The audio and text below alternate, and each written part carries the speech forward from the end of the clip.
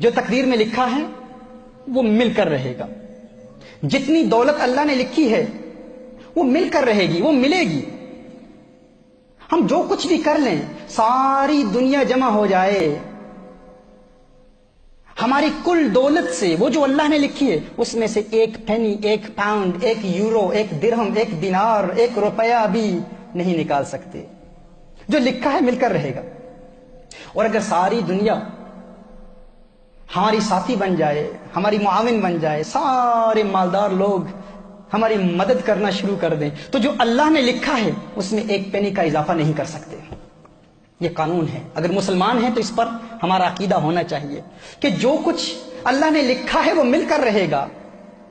اگر آپ آج غریب ہیں تو مت سمجھیے کہ آپ اس لیے غریب ہیں کیونکہ آپ زندگی میں کوئی ایسا بڑا کام نہیں کر پائے، اپنا اہل تھے اس لیے غریب ہیں. نہ، آپ غریب ہیں کیونکہ جتنا آپ کے لیے اللہ نے لکھا ہے وہی ملنا تھا. اگر کوئی ملٹی ملینئر ہے اور سمجھتا ہے کہ میں اپنی فہم اور فراست، ادراک اور شعور اور اپنے مناسب فیصلوں کی بنیاد پر میں ملینئر بن چکا ہوں، نہ، تو ملینئر ہے. اگر تو مالدار ہے تو اس لیے نہیں ہے کیونکہ تو اپنی محنت کی وجہ سے مالدار بنا ہے. تو مالدار ہے تو اس لیے ہے کیونکہ جو کچھ اللہ نے لکھا ہے وہ تجھے ملنا تھا. یہ اسلام کا قانون ہے، یہ اسلام کا اصول ہے. اگر مسلمان ہیں تو اس کو تسلیم کرنا ہوگا.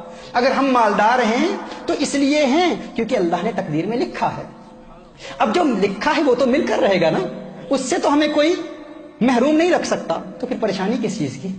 پھر پریشان کیوں ہوتے ہیں؟ اب یہاں سوال پیدا ہوتا ہے، نیچرلی ایک سوال پیدا ہوتا ہے، ذہن میں ایک سوال آتا ہے کہ ٹھیک ہے اگر ایسی بات ہے تو پھر ہم کام کیوں کرتے ہیں؟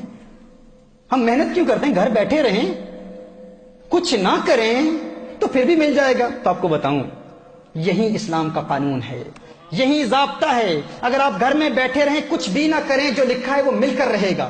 تو پھر ہم کام کیوں کرتے ہیں؟ کیونکہ کام کرنا رسالت نبی صلی اللہ علیہ وسلم کی سنت ہے. محنت کرنا، اور محنت کے ذریعے وہ جو اللہ نے لکھا ہے وہ تو ملے گا، لیکن محنت کے ذریعے اس کے حصول کے لیے حلال روزگار کمانے کے لیے کوشش کرنا، یہ کوشش میرے آقا کی سنت ہے، یہ عبادت ہے، اس پر ثواب ملتا ہے. ہم اس لیے کام نہیں کرتے کیونکہ جو اللہ نے لکھا ہے اس پر اضافہ ہوگا، نہ، یہ قانون نہیں ہے. ہم کام کیوں کرتے ہیں؟ کیونکہ کام کرنا سنت ہے، یہ عبادت ہے. حلال روزگار کی تلاش عبادت ہے. ہم عبادت کر رہے ہیں، اللہ کی عبادت کر رہے ہیں، اس لیے کام نہیں کرتے کہ وہ جو اللہ نے لکھا ہے وہ بڑھ جائے گا، وہ بڑھے گا نہیں. وہ جو لکھا ہے وہ مل کر رہے گا. اب اس کا دار و مدار ہم پر ہے کہ ہم اسے کیسے تلاش کرتے ہیں. حلال ذریعوں سے تلاش کرتے ہیں یا حرام کے ذریعے تلاش کرتے ہیں؟ وہ تو ملے گا، الٹیمیٹلی وہ ملے گا جو اللہ نے لکھا ہے ہمارے لیے.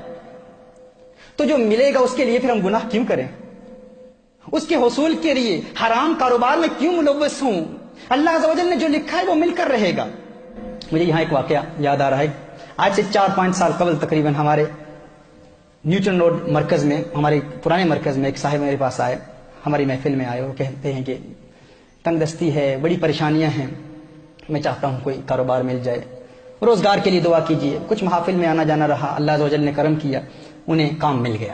میں نے ان سے میں نے پوچھا، میں نے سوال کیا کہ کیسا ہے روزگار، کیسے چل رہا ہے؟ تو انہوں نے کہا اللہ کے کرم سے، الحمدللہ، محافل کی برکت سے کام مل گیا ہے اور اچھا کام چل رہا ہے، الحمدللہ، محفلوں میں آتا ہوں، اس کی برکت سے سب کچھ ہو رہا ہے. تو میں نے ان سے کہا کہ بتائیں تو عبادات کا سلسلہ کیسے ہے؟ کہا نہیں، ایک مسئلہ ہے، وہاں پر جو میرا امپلائر ہے وہ مجھے نماز نہیں پڑھنے دیتا، عبادت نہیں کرنے دیتا. میں نے کہا اچھا، عبادت نہیں کرنے دیتا تو آپ کو تو کام چھوڑنا چاہیے پھر. انہوں نے کہا نہیں، ارے اتنی محفلوں میں آ کر، اتنی مدت کے بعد، اتنی کوشش کے بعد، اتنی جد و جہد کے بعد، اتنی دعاؤں کے بعد آج کام ملا ہے اور آپ کہتے ہیں کہ نماز کے لیے کام چھوڑ دوں. میں نے کہا آپ کام کیوں کرتے ہیں؟ کہتے ہیں اس لیے کرتا ہوں تاکہ روزگار ملے، تاکہ دولت ملے، تاکہ اپنے گھر کے اخراجات چلا سکوں، گھر چلا سکوں. میں نے کہا نہ، کام کرنے کا مقصد یہ نہیں ہے، وہ تو ملنا ہی ہے. ہم کام فقط اس لیے کرتے ہیں کیونکہ کام کرنا سنت ہے. وہ جو اللہ نے لکھا ہے وہ تو مل کر رہے گا. اور قانون کیا ہے؟ اصول یہ ہے کہ اگر کوئی سنت آپ کو فرض سے محروم کر دے تو آپ اس سنت کو چھوڑ دیں، فرض پر عمل کریں. آپ نے فرض ادا نہیں کیے تو وہ نفل عبادت اس وقت کرنا گناہ ہے، کیونکہ وہ سنت آپ کو فرض سے محروم کر رہی ہے، لہذا سنت کو چھوڑیں، فرض پر عمل کریں۔ میں نے اسے کہا کہ آپ کام اس لیے کر رہے ہیں کیونکہ کام کرنا سنت ہے، اور الٹیمیٹلی جو لکھا ہے وہ تو مل کر رہے گا، لیکن یہ کام آپ کو فرض سے محروم کر رہا ہے تو آپ کام کو چھوڑیں، فرض ادا کریں۔ اس اللہ کے بندے نے اس پر عمل کیا۔ دعا کیجیے اللہ عز و جل مجھے بھی اس کا یقین دے دے جتنا یقین اللہ عز و جل نے اسے دیا تھا۔ اس نے اس پر عمل کیا، کچھ عرصے کے بعد مجھے ملا، میں نے کہا کیا کیا، کام کا کیا ہوا؟ کہا چھوڑ دیا۔ میں نے کہا روزگار کیسے چل رہا ہے؟ کہا اللہ کے کرم سے ایک ٹیکسی بیس کا خود مالک ہوں، ابھی خود مالک ہوں۔